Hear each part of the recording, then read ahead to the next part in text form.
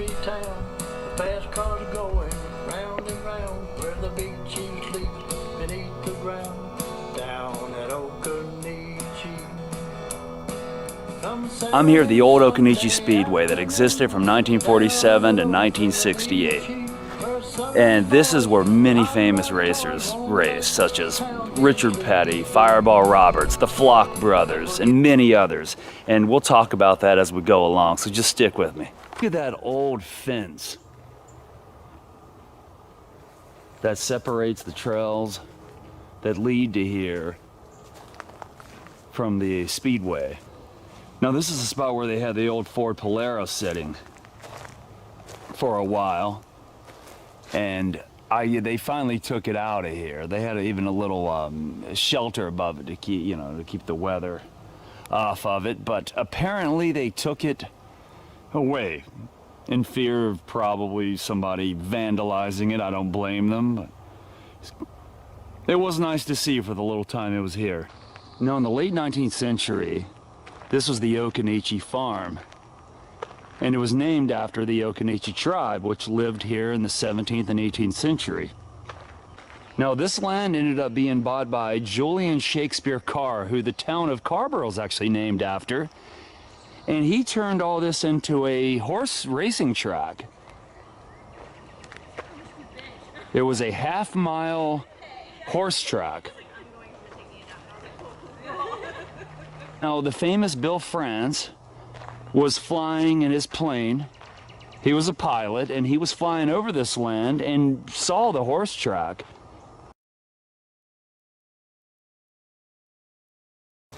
This is a replica or replication of what the old ticket booth would have looked like back then, and that's what they're pretty much trying to do. They're trying to preserve this place and make everything look as it once did. Now, before they started working on this place, there was the remains of an old ticket booth, but it was fallen in. It was in ruins, and I think an old concession stand. There was a couple things that were here, and they had to pretty much tear it down because of how bad of condition it was in. Now this is the concession booth, or it's one they just built a few years ago, made to look like what the one used to look like that stood here. You can see some tagger got in there. I don't blame them for moving that race car that used to be here, the nice one. It was that car was pristine, and yeah, it was just a matter of time till some jerk ruined it with graffiti. Now here we are at the old famous grandstands. Strange to think that 20 years ago you could barely see this. All this was thick woods. They had to do a lot of work to get this to look like what it does now.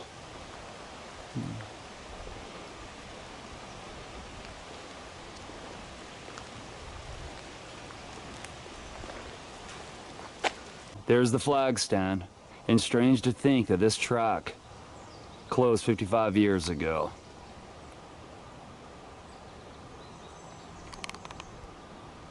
And Richard Petty won the final race on September 15th, 1968.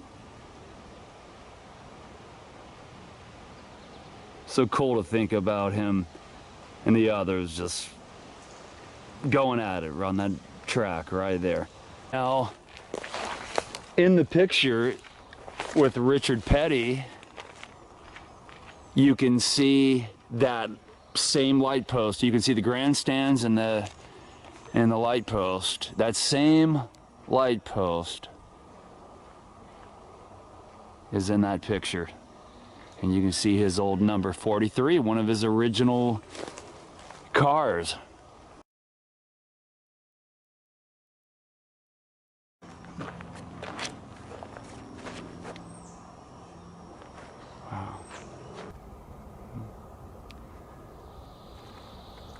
So cool though, I like that. That looks very vintage, that poster. Look, here's the names of the many drivers that raced here. I think Weldon Adams' car sits along the trail. I'm not sure, but it is a number 72. I'm sure there are many 72s, or at least a few. I shouldn't say many, but it could be. I would love if somebody knew.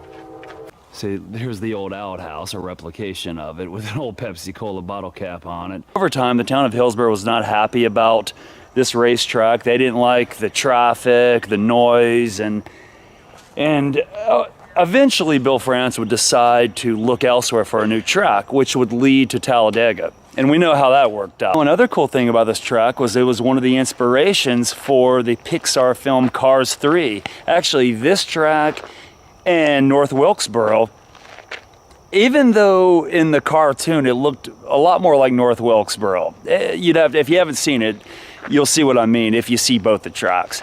Tell me that doesn't look like the old ruins of North Wilkesboro Speedway, if you're familiar with what it looked like. When they're coming under the old grandstands, it looks way more like, even though it's inspired by Okanagan Speedway and Thomasville, or not Thomasville, but North Wilkesboro. It is Thomasville in the film, but nevertheless, it was inspired by the two. Wow. If this track could talk. Cruz, what do you say? Look at these beautiful woods. What was once the infield? Wow.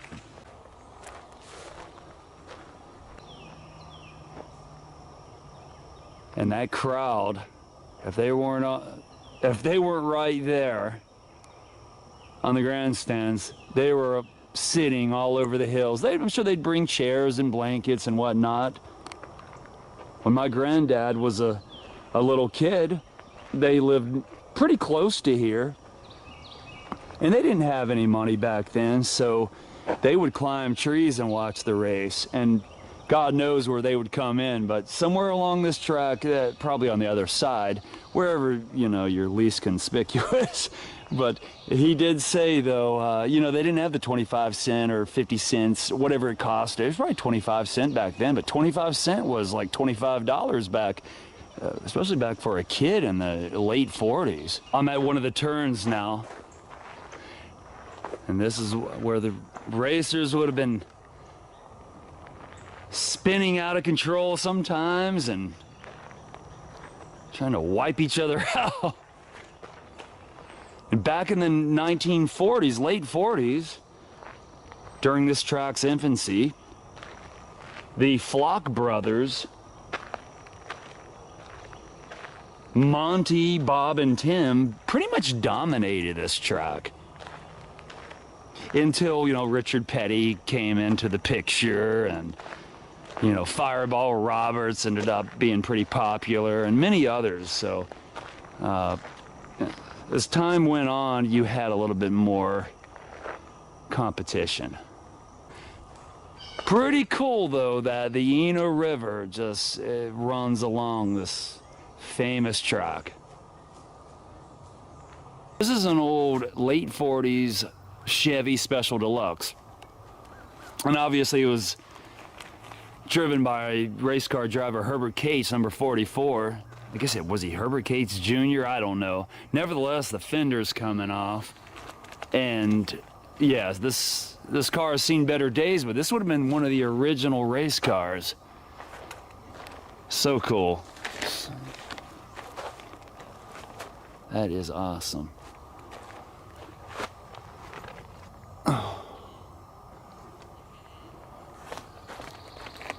The engine's gone. It's just a shell of a car.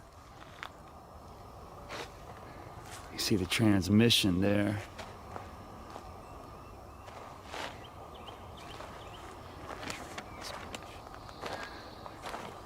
Look at this, baby.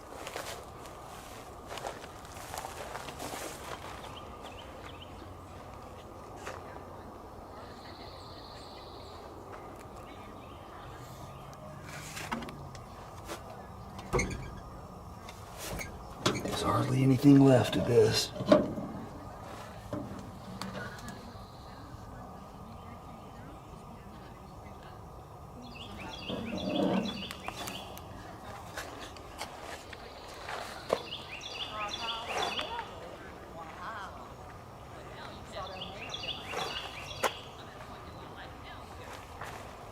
People are so idiotic.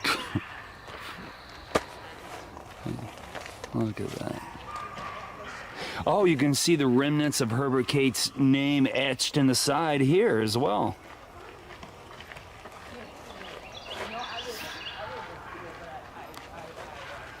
I've tried to look into him. There isn't a lot on him. He must have not been...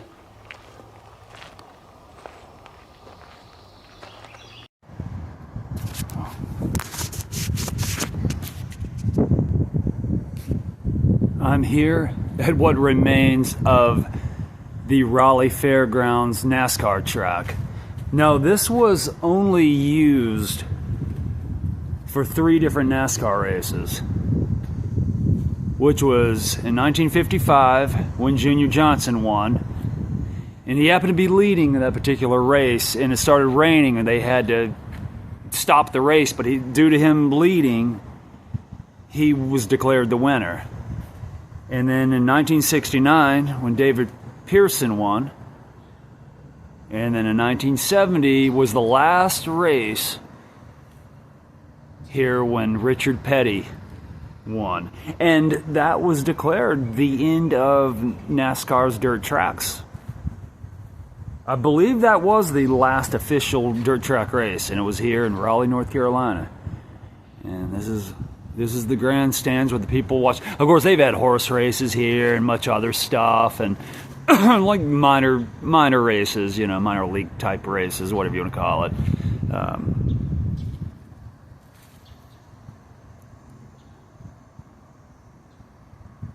County racing, whatever the case may be. But crazy to think, only 3 different races occurred here. And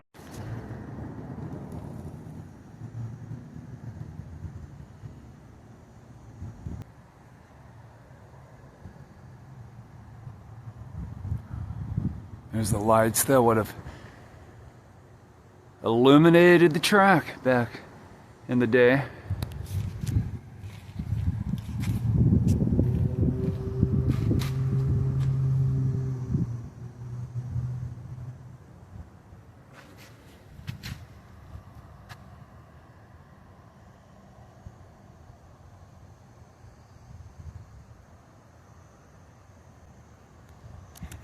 Yeah, from what it looks like, that track would have obviously circled into what now is that parking lot.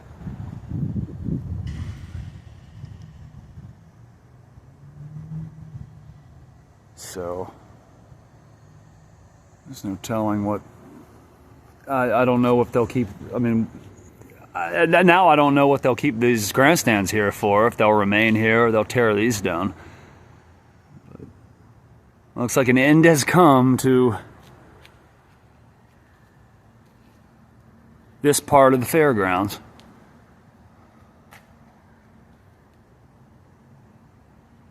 It looks like an end has come, though, to this part of the fairgrounds.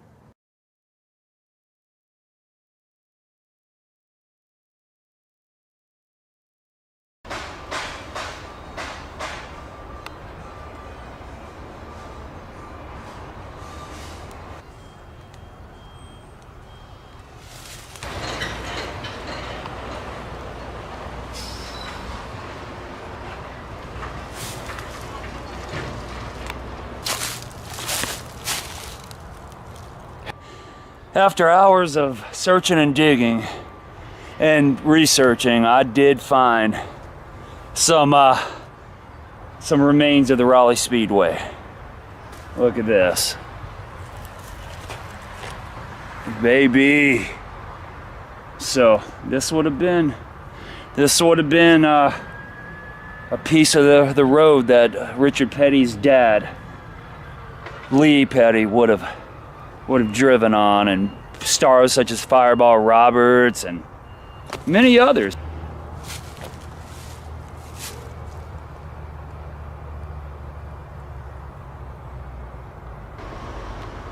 Okay, as I'm searching, I'm coming up this little embankment. See, that would have been, I'm trying to kind of study that, like it would have, we found that little stretch, or we found that little, so we found that little stretch over there, and I'm trying to figure out how this would have worked. Like, I think this would have been maybe the first turn. Like maybe the flag stand would have been in that, like, sort of parallel to this, to the power station. I'm just guessing. I'm just guessing. But look, I've been finding pieces of asphalt.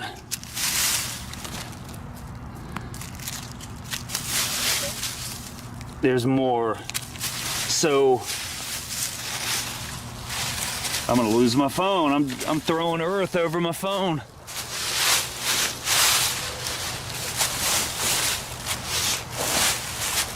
Yeah, there's little pieces. Yeah, there's more.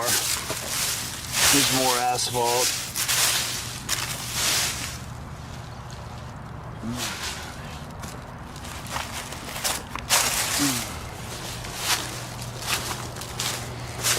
And this would have been, from what I gathered, maybe we're close to where the fateful, we're close to where that horrific accident happened with Bill Blevins and Jesse Midkoff, or however you pronounce. I'm sorry if I'm pronouncing that incorrectly.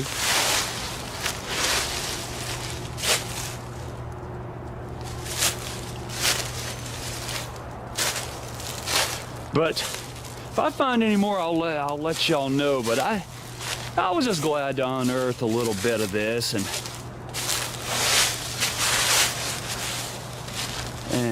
I was glad to unearth a little bit of this and show you a little bit of NASCAR history. Guys, look at this. I found the remains of the Raleigh Speedway track, or more remains, I should say. Look at this. You can, I heard, I started scraping. Hey, that's why you never give up. Look at this. So awesome. This would have been where they, this probably would have been the curve because of that embankment. The guardrail. Sure, there was a guardrail. Ugh, guardrail right there. And they would have, and that's probably it. Yeah. See it, it come through there. It was an oval, so like I said, it's sort of in front of the power station, so that's kind of how that works. So cool.